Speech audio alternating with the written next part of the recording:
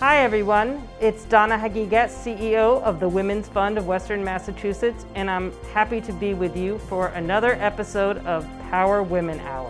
Our Power Women Hour series is brought to you by the Jamrog Group, and additional funding support is provided by the Institute for Generative Leadership. This month, you get to meet Ms. Z of Olive Tree Bookstore in Springfield. Learn how she rallied the community and the community rallied her in this amazing bookstore.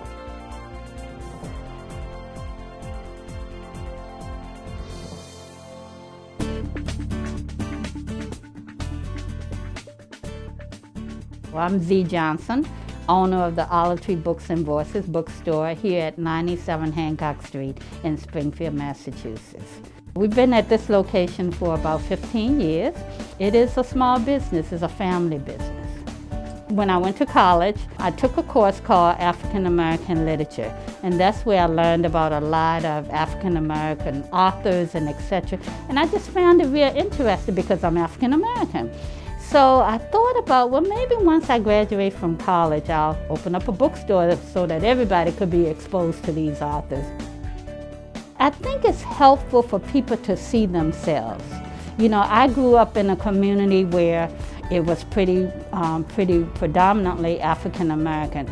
So I saw a lot of images of African American policemen, fire chief. I actually grew up in Richmond, Virginia. But when I came here, I noticed that we didn't have that concentration. So I know how important it is to have a sense of identity, a sense of self-esteem, a sense of future. So that was important to make sure that, young kids and even adults will have a representation of who they are. Now, even though the themes and the focus is on African American literature and authors, we do have other books here too, because there's a variety of tastes.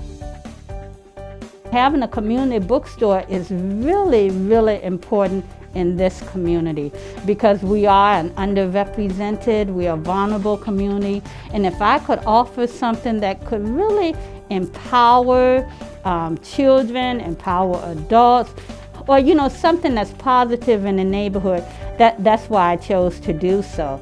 And in addition to providing a bookstore, I support other vendors, they support me. So we all work together in making sure we got a big picture of what the community on Hancock Street looks like.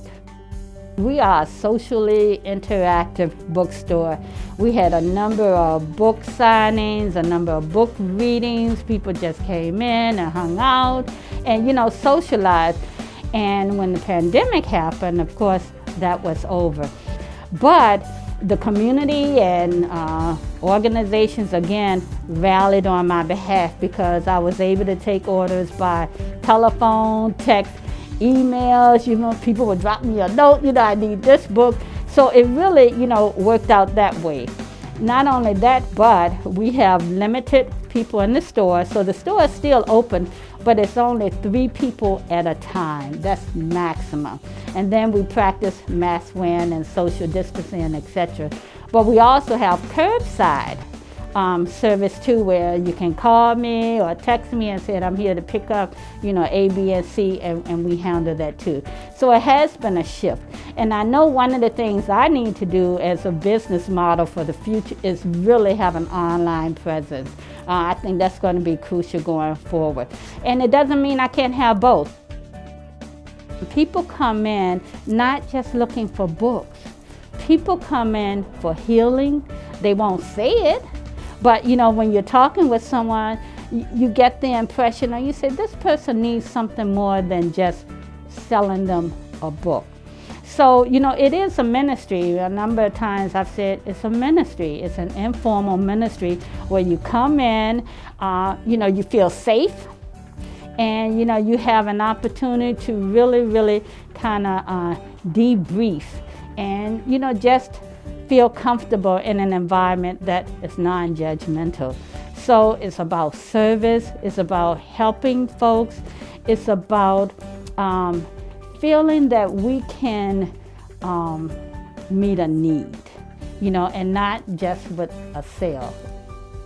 immediate goals are certainly to have an online presence, and that's something that we are doing in terms of, we have a website, but you can't order by way of the website. So we're going to attach another component so that you can order. I would love to have the socialization come back, because I know that's very, very important to stay connected, and certainly with the social isolation that we experienced during the pandemic, people are going to be yearning to kind of touch and feel and laugh and kind of shoot the breeze per se once that's over. Long term, I think the bookstore will be here. I think the bookstore will be here. It's been here 15 years, and the reason I say the bookstore will be here is because it's not my bookstore. It's not Z. Johnson's bookstore. It is the community's bookstore. So I think the bookstore will be here for a long, long time. I would like to invite you to come and experience the Olive Tree Bookstore for your literary needs. We are open on Saturdays from 10 to 4 p.m. We're open on Sundays from 1 to 5 p.m. We have a Facebook page. It's called Olive Tree Books and Voices. We have a website that is www.olivetreebooksonline. And we also have curbside service. So I invite you to come in, enjoy the experience of Olive Tree Books and Voices. And we are happy to help you. We don't just sell books, we sell service.